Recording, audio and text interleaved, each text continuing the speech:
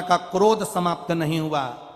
अधिक मास का महीना, अधिक मास में नरसिंह अवतार धारण कर कर शाम के समय पर ना सुबह मरे, ना दिन में मरे, ना रात में, तो शाम को मारा है।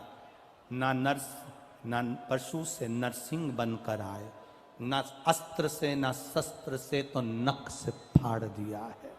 और अधिक मास का प्रथम दिवस शाम का समय हिरण्यकशिपु को मार दिया है। अब वो क्रोध चलता रहा, वो क्रोध चलता रहा, वो क्रोध चल रहा, क्रोध चलता गया। हमारा निवेदन है, आप लोग निकल कर जो जा रहे हैं दूसरे को डिस्टर्ब ना करें।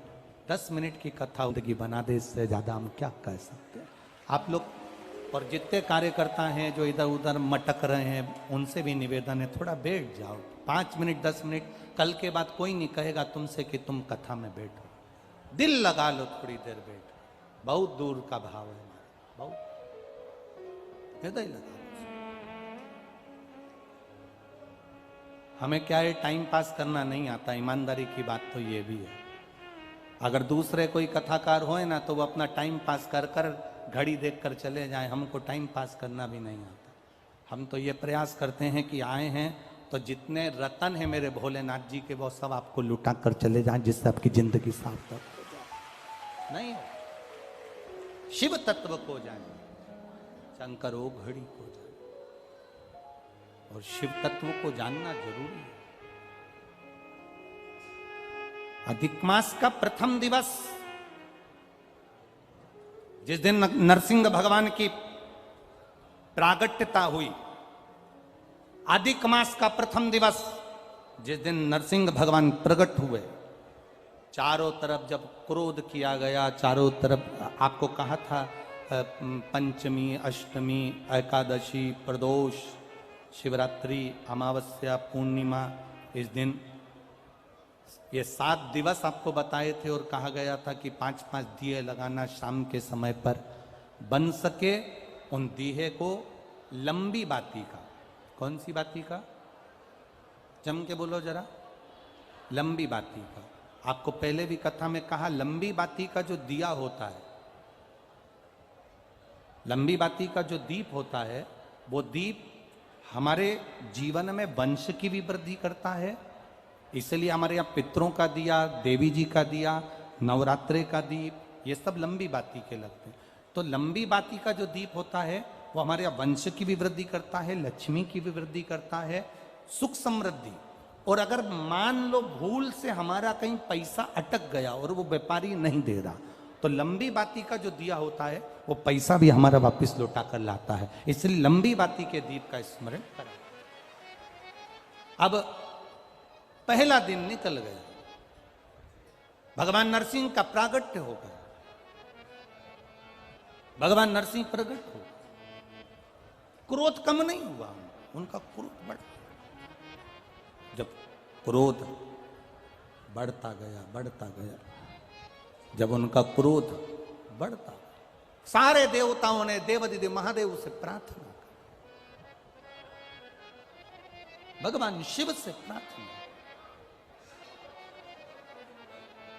भगवान देवाधिदेव महादेव से निवेदन करा, प्रार्थना करी, बाबा, ओ बाबा शंकर भगवान देवाधिदेव महादेव, मेरे शिव, मेरे ओघड़दानी, मेरे त्रिकालदर्शी, मेरे कैलाशी, मेरे अविनाशी।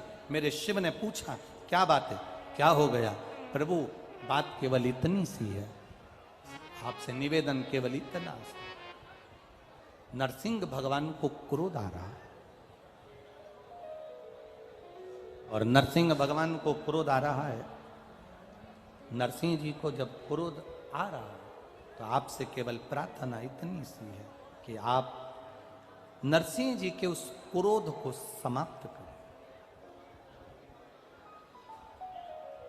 पूरा अधिक मास का महीना पूरा की पूरा निकला, अमावस्या का दिन, श्रावण का मिलन, आपको कहा था वो दिन बड़ा महत्व का होता है। सुनी थी कथा? कौन से फूल को चढ़ाने का बोला है? कनेर का पुष्प। कितने लोटे जल? 2 लोटे जल। और बड़ा खास दिन है। हमारे बीच में आदरणीय महामंडलेश्वर जी पधारे हैं। एक बार जोरदार ताली बजाकर दंडवत प्रणाम। वो दिन आप रूप में खास माना गया। वो दिन अपने आप में एक खास दिन माना गया। कारण क्यों खास है उसमें? फिर निवेदन करेंगे। अधिक मास तो कार्तिक में भी आ जाएगा, अधिक मास तो आषाढ़ में भी आ जाएगा, अधिक मास तो कुंवार में भी आ जाएगा, अधिक मास तो कोई से भी महीने में तिथि नक्षत्र घड़ी पल के हिसाब से आ जाएगा।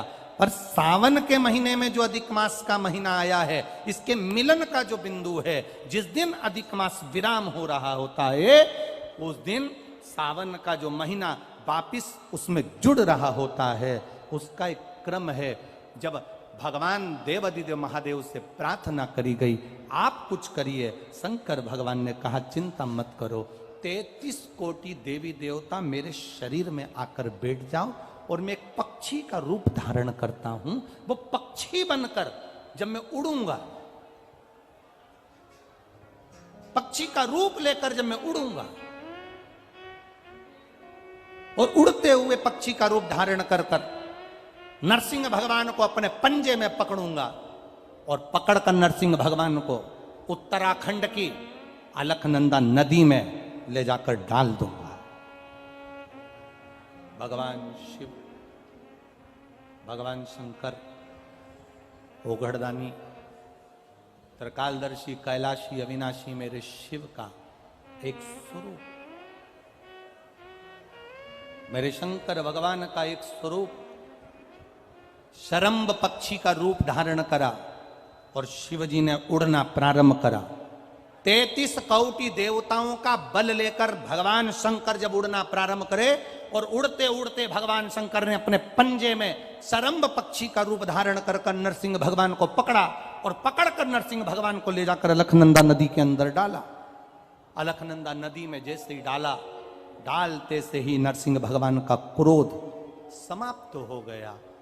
वहीं पर नरसिंह भगवान की समाधि लग गई। नेत्र बंद कर कर साधना में लीन हो गए, तप में लीन।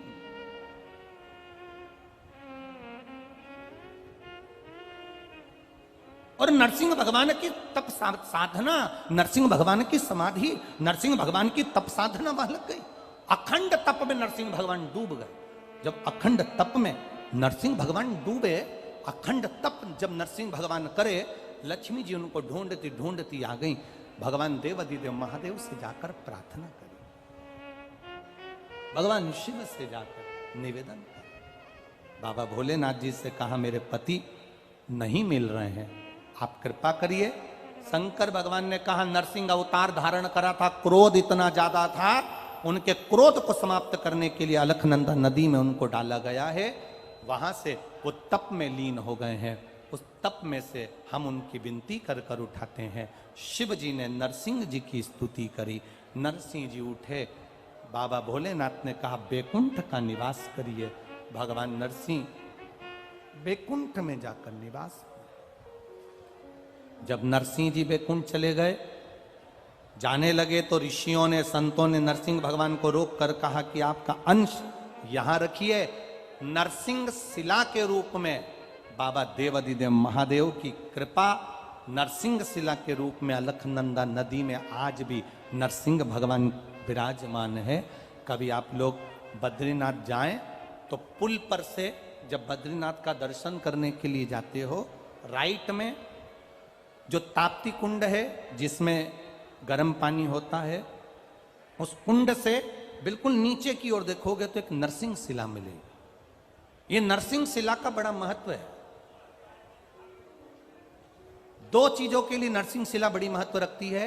एक, अगर मान लो किसी को झटके आते हो, मिर्गी का दौरा लगता हो, बार बार बेहोश हो जाता हो, बार बार उसे झटके आ रहे हो, सारी दवाइयां कर ली हो, तो उसको पांडुकेश्वर का जल और उसी के स्वरूप में उसी के स्वरूप में नपा हुआ एक मौली नाड़ा सिक्के में लपेट कर नरसिंह शिला की ओर डाल दिया जाता है महाराज।